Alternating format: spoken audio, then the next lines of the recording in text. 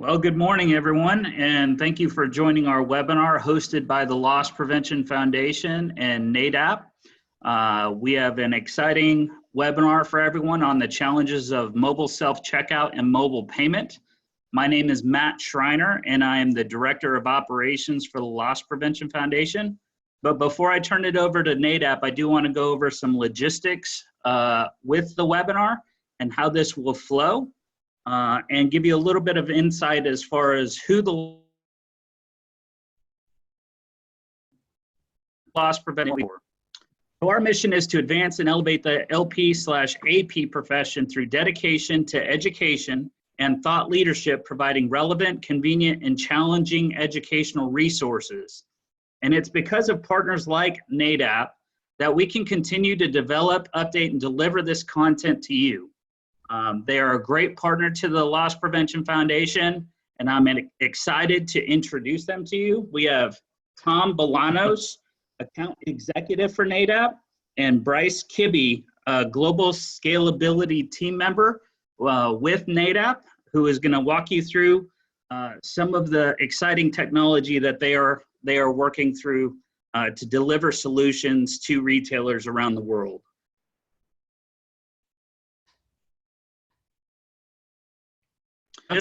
So everyone will get a link at the end of the presentation that you can reference this video feed. Everyone is muted other than the presenters. You will have the opportunity to ask questions through the Q&A box through the portal. So if you have questions, feel free to ask them. We will answer them towards the end of the webinar. And please make sure that you're using that text field. We have tried in the past to enable audio, but unfortunately, there's a lot of background noise and even some echoing that occurs when that happens. And this is the cleanest opportunity that we can offer to ensure participants are able to hear and participate in the webinar appropriately. So I'm going to turn it over to Tom Bolanos now to talk to you about the challenges of self-checkout technologies. Awesome, thank you, Matt. Thank you everyone for joining the webinar with us today. I appreciate the time and we're excited to talk with you guys. We appreciate the LPF for giving us this opportunity. So again, my name is Tom Bolanos and I'm with Nedap Retail. I am out of Austin, Texas, and I've been with Nedap for about 2.5 years as a sales executive or account executive. And today I'm also going to be joined by Bryce Kibbey, who's one of our technical specialists and part of our global scalability team here at Nedap. Next slide, please. So I quickly just want to go over the house rules, and Matt did a little bit before, but this webinar is going to be about 30 minutes, maybe a little less, maybe a little bit more, but overall it'll take about that time. Then we'll have about 15 minutes somewhere in there for Q&A. Like Matt said, this will be recorded, so if you end up missing this or want to forward this to someone on your team or someone that you think may be able to benefit from it, we would love to be able to do that. And when you see it on like LinkedIn or any other social media platforms, please like and share this as well. All right, next slide, please. So here's quickly just what we're going to go over today. I just want to kind of set the table for everyone. We're going to quickly start off with Nedap's vision of what retail is looking like, how it's changing, and how we as retailers and as technology providers can go ahead and help with that. We'll be talking about the different types of self-checkout variations, whether that's mobile pay or the fixed self-checkout kiosks. We'll talk about the challenges connected to that, whether that's shrink challenges that are connected directly to mobile pay and self-checkout, as well as potential other challenges such as product protection. And then we'll talk about some of the technologies that we believe can really help curb these challenges, one of those being RFID-based EAS. I'll talk about kind of that on a commercial level, and then Bryce will go into the details on the technical side and the back end of how that works from more of a technical IT perspective.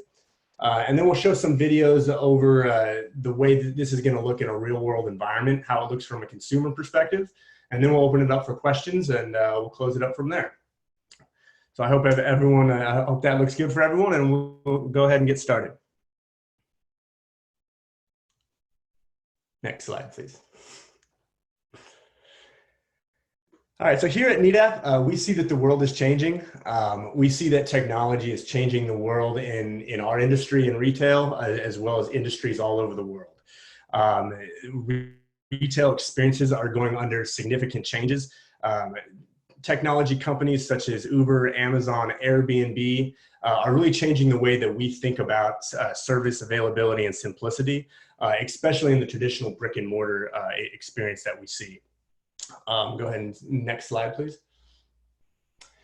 And so what we're seeing is as these consumer expectations change and the consumer behaviors change, retailers have to be able to change as well. We have to be able to have new technologies and new services within our stores in order to keep our stores relevant and begin to mirror that online experience that customers are now so used to having. Services like buy online and pick up in store used to be a new, bright, flashy thing that retailers were offering. This is now something that consumers are now expecting from stores. Long lines and cumbersome checkout processes, bulky security, all these things are things that customers are now expecting to go away. It's no longer acceptable to go in the store and sit in a line for 20 minutes. It's just not what customers expect anymore. And it can really start to turn off customers. Again, we have to be able to mirror that online shopping experience, which is a seamless transaction. So we're starting to see a lot of new checkout systems in stores. And we're going to talk about the variations of those new checkout systems and how they're impacting the retail environment. Next slide, please. So on this slide, I'm just going to kind of go over the definitions of the different type of checkout variations that we're seeing in the real world environment. The first one I'll touch on is the fixed self-checkout station. I think everyone's been introduced to these and used these. We see them in a variety of stores such as Walmart or Target. And this is where you do your regular shopping experience. You walk through the store, you pick out your goods, and then instead of going directly to the cash register, you go to a self-checkout kiosk. And what this allows you to do is be able to actually pay for your items, bag your items, and then leave the store right away without having to stand in a line and deal with the actual staff at the checkout. The next one would be a scan and go. This is actually where the retailers will provide you with a scan gun. In this experience, we're starting to see this a lot at grocery stores. So when you get to the store, you get a cart, and that actually has some sort of scanning unit. You do your regular shopping through the store, and as you're doing that shopping, you begin scanning your products. At the end of your shopping experience, you'll then go to a checkout station where you'll finish up the transaction, pay for everything, bag everything, and then go ahead and leave the store. But it is different than your traditional going through a staff checkout experience. And then we see staff-assisted scan and go. This is what, if you think about the Apple Store or Nike, if you've been to any of their flagship stores, a lot of times you walk in, you do your regular shopping experience, but they don't have a dedicated checkout station. You'll actually walk up and you'll see the associates walking around with handheld devices to cash you out. And let's say you buy a shirt and some shoes, then the actual associate comes directly up to you. You go through the checkout process there. You hand him your credit card. He scans it on his mobile device, and then you can go on your way with him emailing you a receipt or printing one out manually for you. And then the last one that we're seeing, and it's really starting to take effect, and I think it's a really cool development of the technology, is the mobile scan and go. And that's when you as a consumer can use your personal device to go into a store and complete the entire checkout process without having any other staff involvement. So this entails you having your mobile device. This would be, your iPhone or an Android, and you go ahead and actually use the camera on your phone. You scan a 2D barcode on the actual products. Then you go through the checkout process, and you can go ahead and leave the store directly without having any direct staff interaction. And so that's probably the most seamless way that we're seeing this happen. And that obviously creates a lot of challenges for the retailer as far as shrink goes. And so that's kind of what we're going to go into next, and how these checkout variations affect the retailer on the shrink side of things. Next slide, please. So before we get into the challenges, let's talk about some of the benefits of why retailers are actually moving to these self-checkout technologies. As I touched on before, retailers are all trying to create this environment where we're mirroring that online experience. You know, when you buy something on Amazon, you go and you click, the payment's super simple. You can get your product within 2 days. And that's really what the retailers are trying to emulate as well. So these customers are expecting fast and simple checkouts. So these new self-checkout technologies are enabling that. Customers are expecting security to be there. Obviously, it's a store. They understand that security is important for that, but they don't want it to be noticeable. Big, bulky tags now are just kind of getting in the way of the whole process of the self-checkout experience. And then no more additional lines and additional queues. Customers are just really starting to be turned off by the idea of, even if you're able to do a self-checkout, if you have to then turn to a line and go through a process where someone has to remove a tag for you, in my opinion, it's almost starting to defeat the purpose of self-checkout. Another big benefit is having the ability to have a point of sale flexibility. So if you're using a mobile point of sale, you now can open up your store and not have a big percentage of your store used for just the checkout space. You can open that sales floor up and create more areas of your store for actual selling activities. And then you can add additional point of sales units depending on how busy the store is. So when you have a real busy day, you can have 5 or 10 associates walking around with a mobile pay device. On a slower day, you can only have one or two, and then you can have your staff focused on either sales or in the back room. So it really opens up the ability to do that. And then finally, you'll be able to have more staff interaction as well. And this is what I think is very neat for retailers. Rather than having your sales staff have to be stuck behind a cash register, when they have the mobile ability to do POS checkouts on the sales floor, you can empower them to actually be true sales associates. So they become involved in the sales process on the sales floor.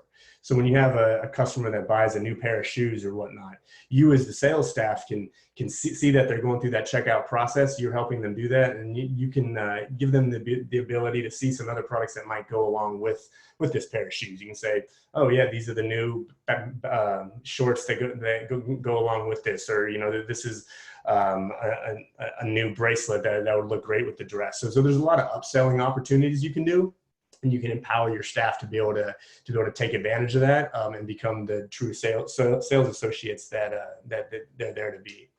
And then finally, it really just cleans out the whole customer store experience. You no longer need the bulky hard tags for security. You no longer need the pedestals at the front of the store if you don't want them there. There's a lot of new ways to do security without having to create that bottleneck experience that we've all experienced in many retail stores. Next slide, please. So what are the challenges that result from self-checkout? Obviously, this has an impact on shrink, and this has an impact on the processes of how you protected your items in the past. So the hard tag is a big issue. We've all seen in most retail stores, especially in fashion stores, hard tags are used as a way to deter and as a way to protect your products.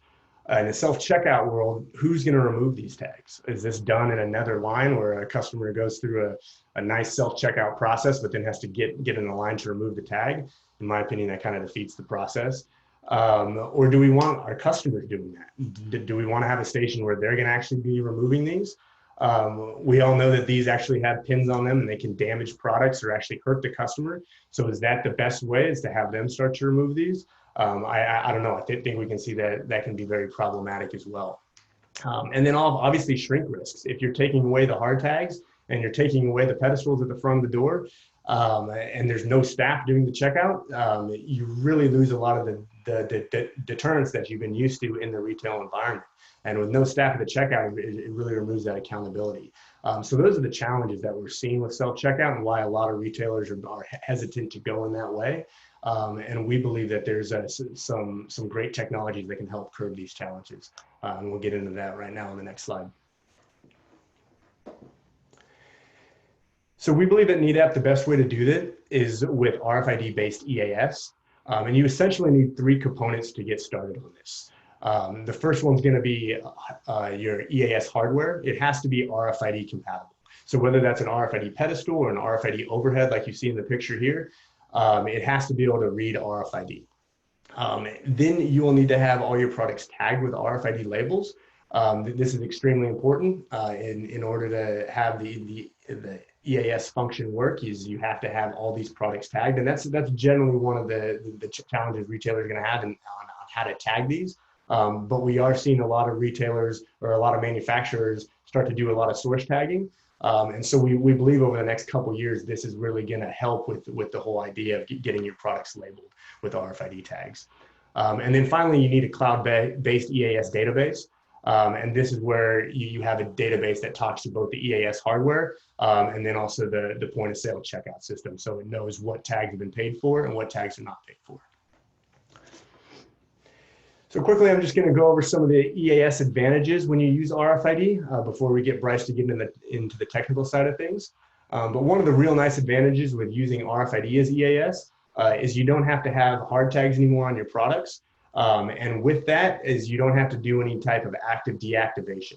I'm sure many of you have had the experience when you go into a store and you buy a product and it's got an RF label on it, and the checker has to go through a separate process to deactivate that RF label.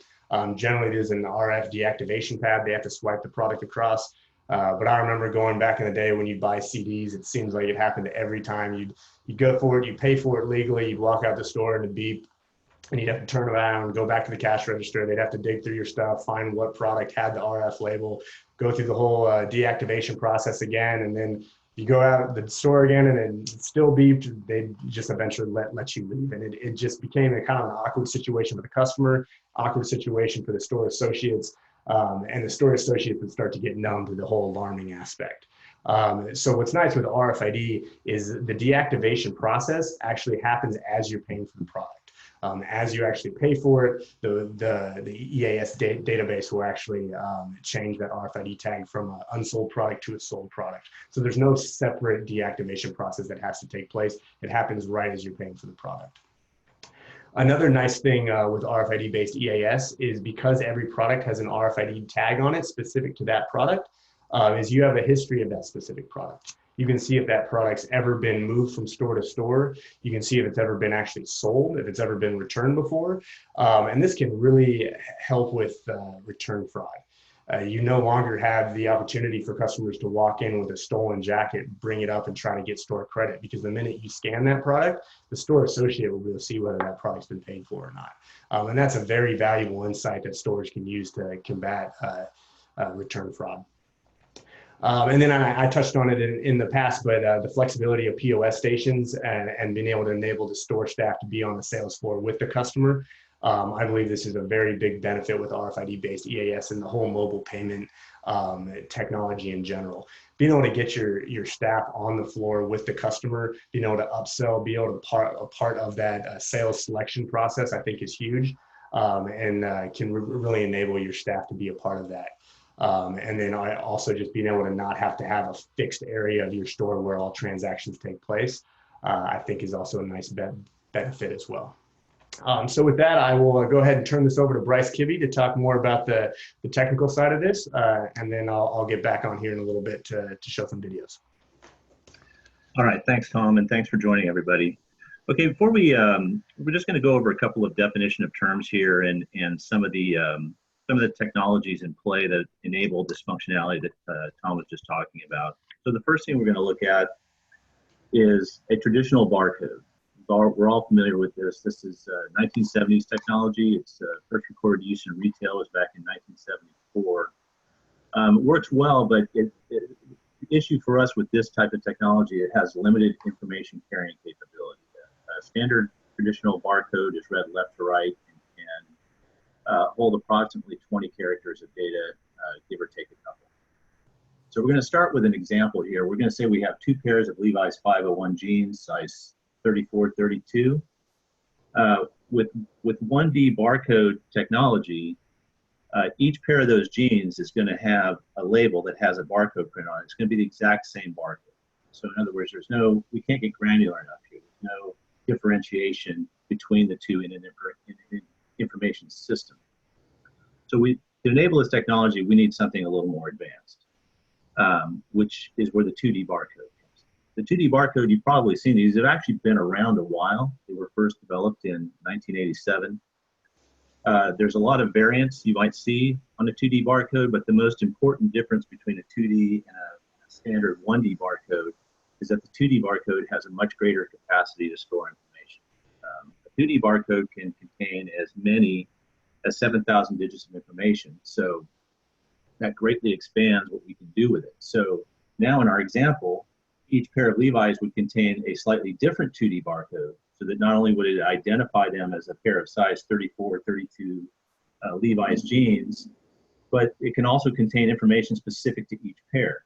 So for example, we call them pair 1 and pair 2. So a 2D barcode reader and an information system that can process the information can tell you whether you're holding pair 1 or pair 2. So we can get a lot more granular. And it's that type of item level identification that is necessary for the technology we're talking about. So that's the first thing. Once we, so in 2D barcodes, what enables them to carry that much information is that they're read both vertically and horizontally. So you can go ahead and advance through that part. There we go. And that brings us to the next piece of technology that enables this, which is the RFID label. So an RFID label contains a printed circuit chip in which we can program information specific to the item that it's on. So, and that chip is going to be programmed with the exact same information that's in the 2D barcode, so that when the information is read by an RFID reader, you can again know that if it's Levi's pair 1 or pair 2. Okay, advance.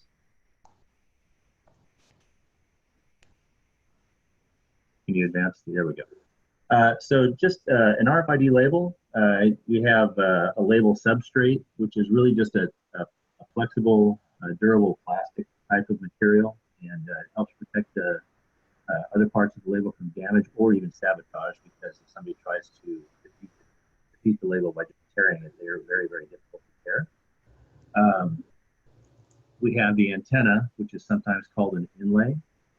This is what's used to conduct energy from the RFID reader to the chip. And then we have the RFID chip itself, which are specially designed chips designed just for RFID applications, and that is where the item-specific information is programmed. So when an RFID label encounters the field from an RFID transmitter, it then begins broadcasting its item-specific information back to the reader. Okay, we can advance. Advance, please. There we go. So before we start on this, I want to go back to one of the bullet points Tom touched on earlier, which is that the customer expects security to be there, but not be noticed, which is kind of the way it's always been. I mean, if you think of a typical shopping experience, you know, what the customer expects is they know you have security, but their expectation is that when they purchase an item legitimately and they walk out of the store, they are not going to activate the EAS system. And so that expectation doesn't change, even though we're changing a lot of the way things work in the background. Hey, Bryce, this is Matt. Hi. Audio is breaking up a little bit. I don't know if you can get closer to your mic. Yeah, I don't, I'm about as close as I can be. Yeah. Okay. So I'll try to get closer. So again, the customer expectation remains the same. When they purchase an item legitimately, they should not set the system off. And if, you know, the staff expectation is for that as well. In addition, that if a customer takes something without paying for it, for whatever reason, that they expect the system to go on. So we're just going to go over a brief overview of how this all gets accomplished. And so the first thing is that all items will be tagged and programmed with an RFID label that contains information specific to that item. The label should also include a 2D barcode, which will contain the exact same information that's programmed into the RFID label, and can be scanned with a point-of-sale application, a 2D scanner. And the point-of-sale application can either be third-party, we'll cover a few of those that we work with later, or it can be an organic point-of-sale system that's provided by the retailer. We can work with either one. Those items are then associated with the EAS database, and all hardware, the point of sale and the EAS system is connected to this database. And the products are held in the database in one of two states, either sold or unsold. Next slide, please.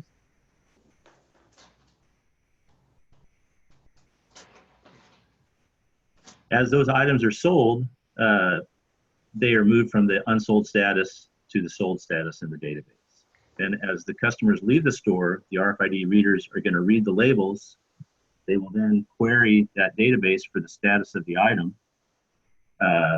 If the database returns a status of sold, then the EAS system knows not to alarm. If it returns a status of unsold, then the EAS system is programmed to alarm. But all tags are red. And this model requires that the EAS database be constantly updated in real time by the point of sale system. Okay, next slide, please.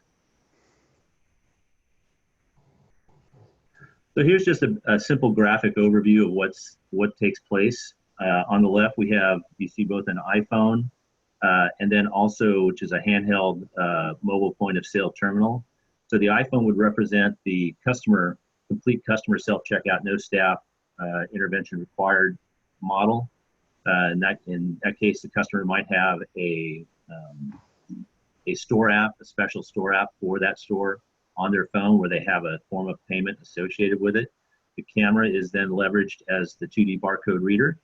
And so as they scan the items they want to purchase, the items are charged to the form of payment in the app, and then the items in the EAS database are updated from unsold to sold.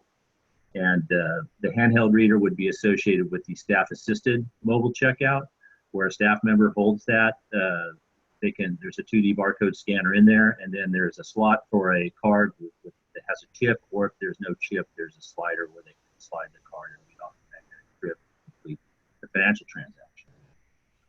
In each case, the EAS database is updated with the items from unsold to sold. Then as the customer walks out and they pass the EAS system, here we're showing you a pedestal, but as Tom mentioned earlier, we can also use overhead readers.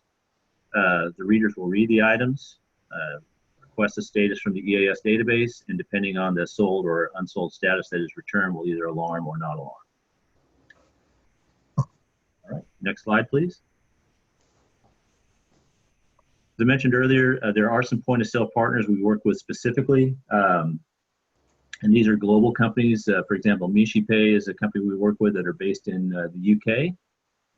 Front Systems is based in Norway. Cyland is a French-based company, and New Store is a US-based firm out of the Boston area.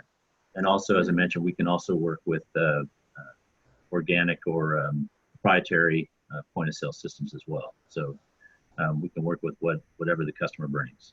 So that's all I have, and I'll turn it back over to Tom.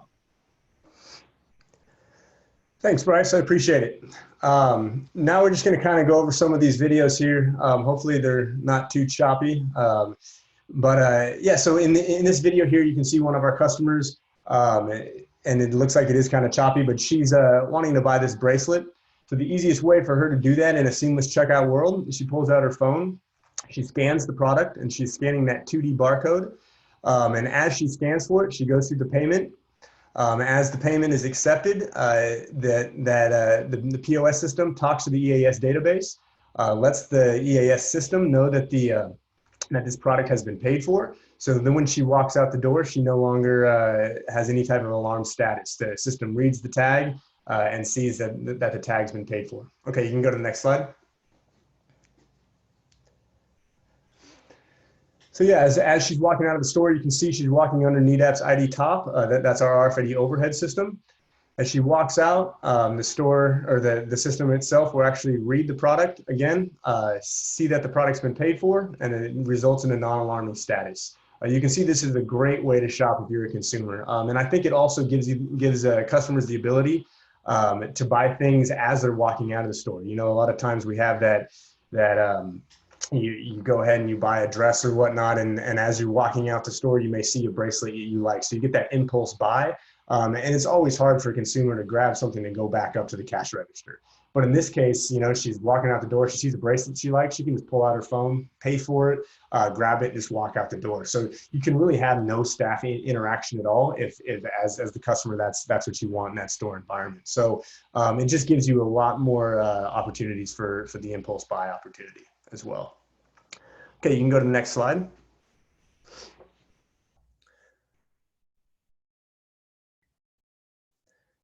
This video here, I also wanted to show, because this just shows, again, it illustrates how every single item that goes through an RFID reader is read and scanned. So even when you have paid for everything, the store can still see what's going in and out of the systems. And then when you have a situation where someone walks through with a product that has not been paid for, it'll alarm. And what's really nice with RFID is you have direct visibility into that shrink. So you can see exactly what the product is that wasn't paid for. So if someone's walking out with 10 items, it was always a very awkward experience for the customer and the store associate to have to dig through the bags looking for whatever hard tag was that wasn't removed. It always made the customer feel like they were being interrogated for doing nothing wrong. So this, as a store associate, you can see exactly what wasn't paid for and what's alarming. And then in that case, you can look for, you know, in this specific video here, it was the tent. And the store associate knows it's the tent. She can pull out and say, hey, we just need to pay for this for some reason that this was missed. And you really alleviate that whole problem of the awkward experience that the customers can go through. All right, you can go to the next slide.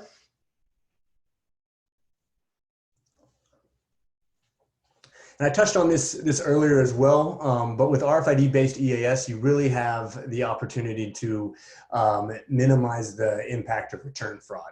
Being that every single product has an RFID tag on it, as long as that product still has the RFID tag, when someone brings in a product to return it, you can see where that product was purchased, how long ago it was purchased, and if it ever was purchased. So, you know, if someone steals a jacket from a store and then tries to bring it back a few days later and get store credit, as the associate, when they scans it, they can actually see this actually wasn't paid for. So this is a real great advantage for retailers to have that visibility into all their products and have a history of each and every one of their products as well. Okay, you can go to the next slide.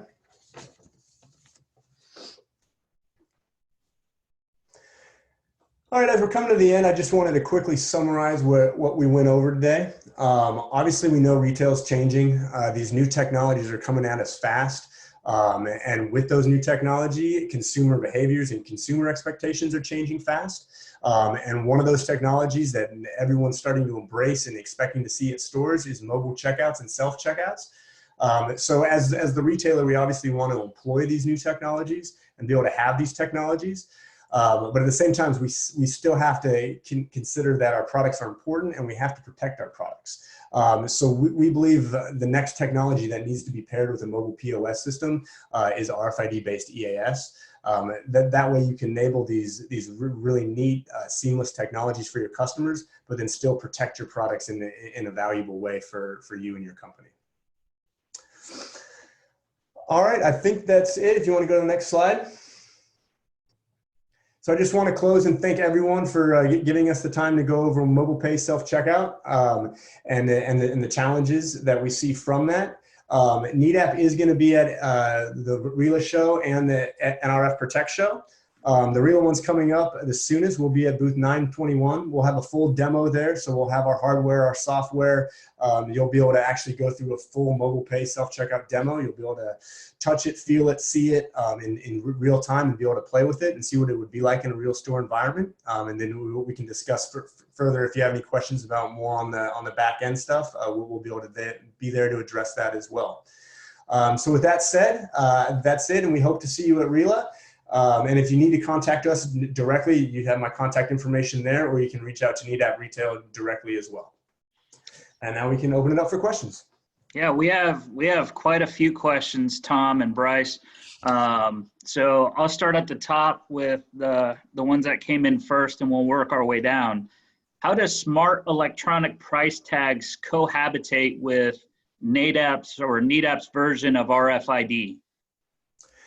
So when you're saying smart tags, I'm assuming you're talking about RFID enabled smart tags. So The like, price tags on merchandise. okay, that have RFID already enabled into them. Is that what the question is? I believe so. Okay, yeah, yeah. So Nedap is hardware agnostic. So as long as it's an RFID tag and as long as it gets a good read range, then we can go ahead and read those tags. So we're seeing a lot of products come in the store that are already source tagged. For instance, like Levi's is already source tagging a lot of their jeans, so they show up at stores with RFID tags. And now retailers can be able to enable those tags and use those in an EAS environment as well. So that saves a lot of costs, as you don't have to buy separate EAS RFID tags. You can use the tags that are being used at the manufacturing level, and you can use those in the store level for EAS. Excellent. Can RFID as EAS help with store theft? With store theft? Yes. Yeah, absolutely. It's designed exactly in a similar way as the old EAS systems are. It's just a different tag technology. So you can use hard RFID tags if you like the deterrent of the hard tag, or you can use the labels, which have less deterrent, but still if you try to steal the product and run through the front of the door, is the EAS system is going to see that this tag has not been paid for, and it's going to alarm the same way. And then as a retailer, you have the visibility into that shrink to see exactly what left the store that wasn't paid for on an itemized level, rather than just knowing we had 20 alarms today and we don't know exactly what those alarms were, whether those were false alarms or whether they grabbed, something and just, we forgot to take the tag off. With RFID based EAS, you can actually see exactly what those items were that left the store. Right. And I would just add that, depending on how deep a retailer wants to dive into that information they get out of there, if you're getting reports on exactly what was attempted to be stolen, you could actually pinpoint an area of the store where items are most likely to be stolen from, because maybe a shoplifter looks at that and says, this is where I'm observed the least. I don't see a camera here or something like that. You could actually analyze that information and say, maybe we need to put a camera there or something. So can RFID-based EAS help reduce shrink? I'd say absolutely, much more so. Very good. Does the service have to be on the cloud, or can it be installed locally on a store server? Bryce, I'll let you answer that one. Well, we do have ID Cloud as EAS database. We can also do a retailer's local database. That's also possible as well, but we would require some technical information on the database itself. But that's an offline conversation. But yes, it can be done. Okay.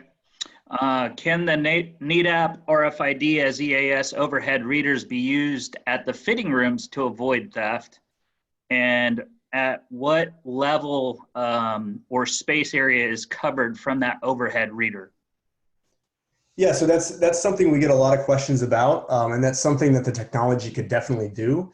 It would probably be on a store-to-store basis and exactly what you're trying to cover.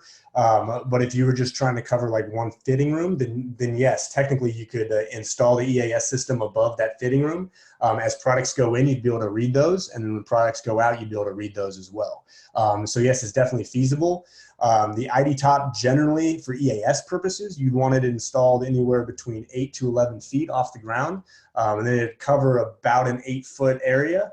But we can always adjust the power settings and whatnot depending on the actual purpose of what we're trying to get out of the system. So that's something we could definitely dive into more. But yes, that is conversations we've had with other retailers, and it's definitely feasible.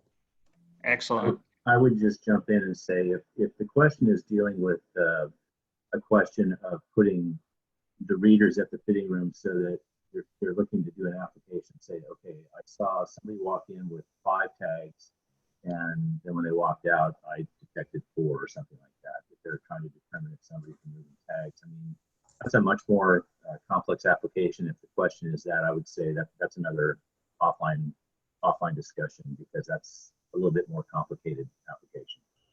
Okay. As an industry, we just started making progress with hard tag source tagging from vendors. Do you know if vendors are offering source tagging of RFID? We currently use RFID, but apply the tags and use it for inventory functions only at this time. Yeah, so yes, you can do source tagging with RFID, and we work a lot of times directly with retailers to help set that up and help find the best sources for that. You could certainly do that with hard tags. I think the big challenge with hard tags is being that they are reused. If you're going to use them on an itemized level, you would have to consider the idea of you'd have to program them to whatever product they're on, and then when they're removed, you have to deprogram and then reprogram to the new product. So with hard tags themselves, it can get a little bit more complicated if you're going to use EAS at an itemized level. If you just want to use the EAS as RFID, then you can just have pre-programmed hard tags that just respond just like a regular AM or RF system would. And it just basically reads the RFID tag as just a hard tag leaving the store. But as far as source tagging, yes, you certainly can do that. But what I would say is if you're already source tagging your products with RFID labels and those are programmed to an itemized level, then you can definitely leverage those same labels to be able to use in the EAS world.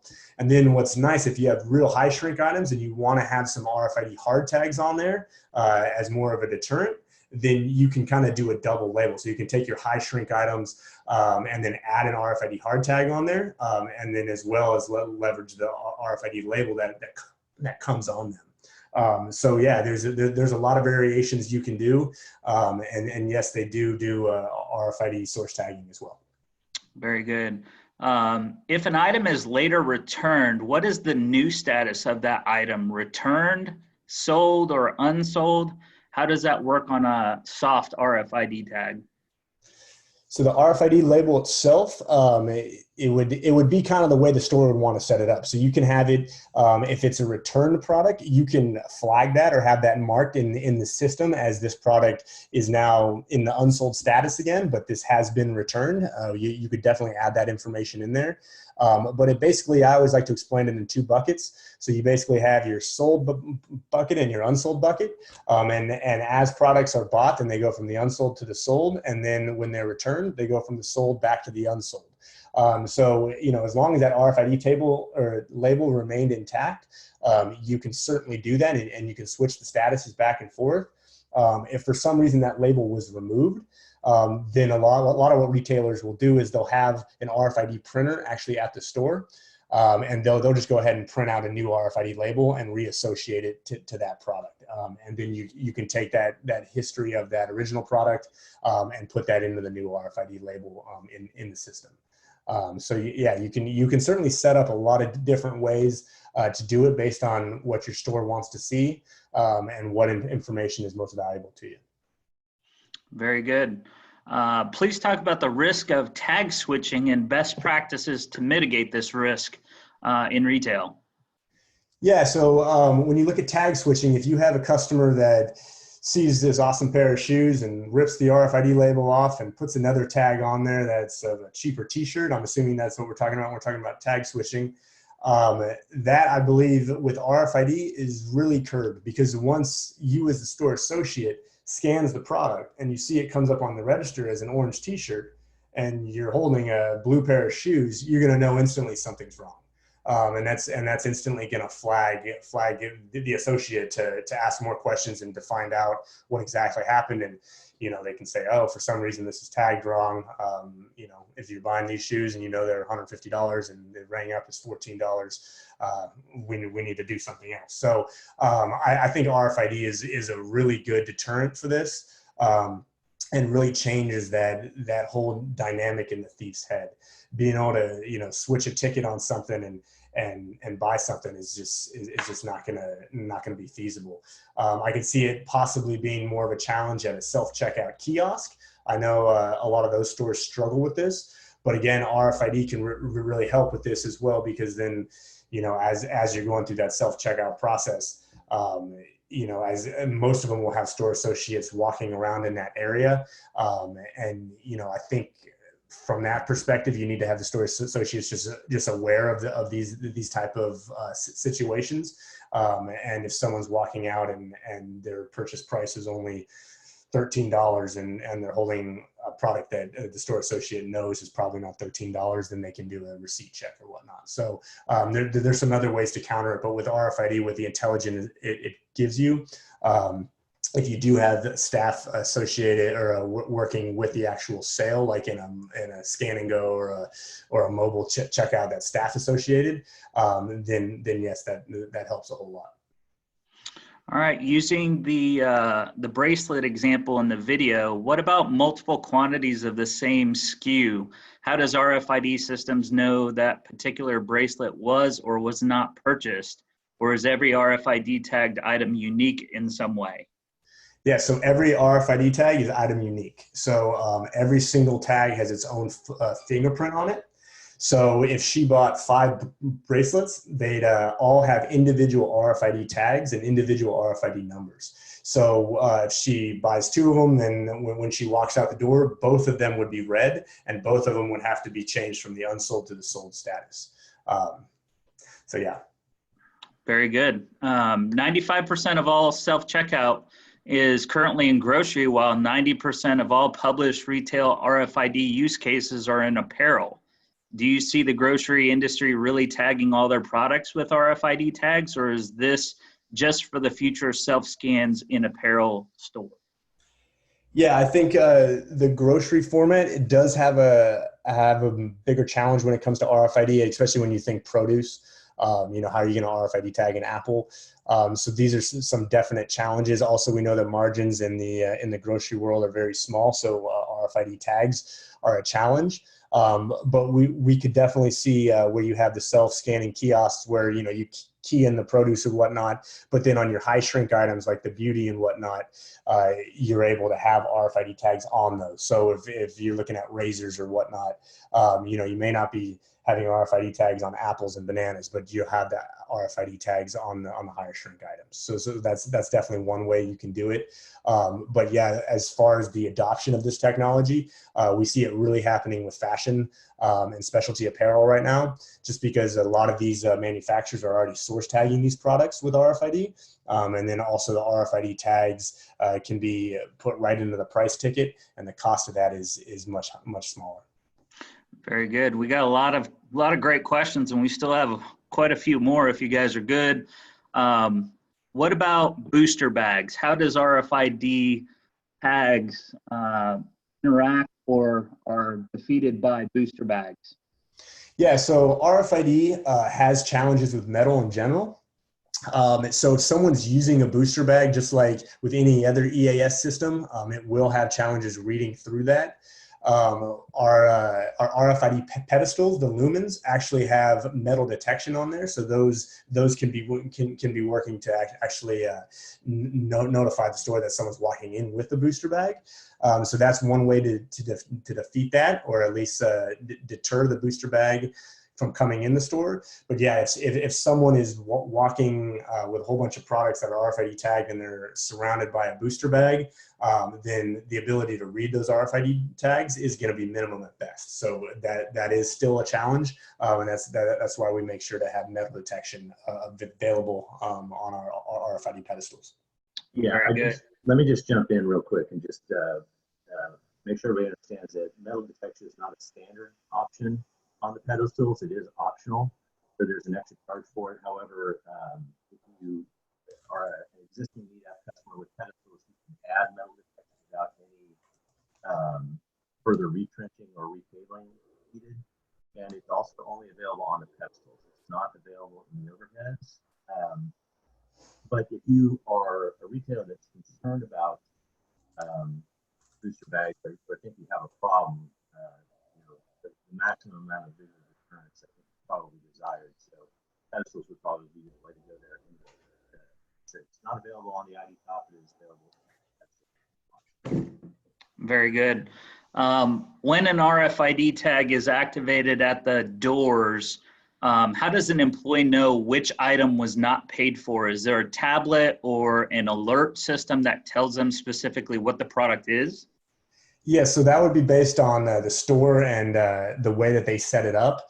But yes, we've seen retailers in the past, they can have an iPad that the store associate has, that when an alarm happens, they can jump into the analytics and see exactly what the latest alarm was. These are going to be time-stamped. So you'll be able to see right away exactly what that product is based on using that app or the iPad that the associate has. So that's very store specific based on how the store wants to set it up. But yeah, you would need some sort of device in order to get the insight into that. Okay. So this is kind of a two-part question. What stops me from pulling off the RFID tag that most apparel retailers use in the store before leaving? And what is the operational impact if someone does pull off a tag and they get to the checkout and there's no tag at all? Yeah, so as we know, if someone's looking to defeat a system and ripping off price tags, there's not too much you can do to stop them from doing that, unless it's like a hard tag type pin that's actually attached to the product. They do make RFID tags that are sewn into the products though. And we're starting to see a lot of advancements with that, where you have RFID labels that are actually sewn into the garment that you can't see. So that's one of the ways to defeat them. And then also, so if someone rips it off, or let's just say the tag comes off and it's not anything that the customer's trying to do nefariously, but the tag comes off during the dressing process or whatever, then when they get to the register and that tag's no longer there, the employee themselves can actually reprint a new RFID label for that product and then reattach it. So then when they go through the EAS system, they can see what products are leaving the store, they can see that it's sold, and then they can maintain the history of that specific product. Very good. A lot of great questions from the participants. I want to thank our participants for being so engaged and asking those very detailed questions. We do have a special promotion at the very end of this webinar for all of our participants that Nedap has sponsored a discount code for everyone that attended and everyone that registered for the webinar. So we will move into those slides. The Loss Prevention Foundation would love for you to be part of something bigger and joining us and shaping the future of our industry by becoming a member, by becoming an LP certified professional in loss prevention and asset protection. And a special thank you to Nedap for hosting this webinar with us and talking to us about RFID technology. This promo code will be valid through April 30th, and it is valid for 25% off of our courses as well as our memberships. So please take advantage of that and go out and be part of something bigger at the losspreventionfoundation.org website on the bottom left of your screen. And we would love to have you. We would love to talk to you and help you become certified and become a member of our industry and our formal association. So thank you very much. I hope you all have a great week, and thank you for attending our webinar. Thank you, everyone. Appreciate it. Thank you.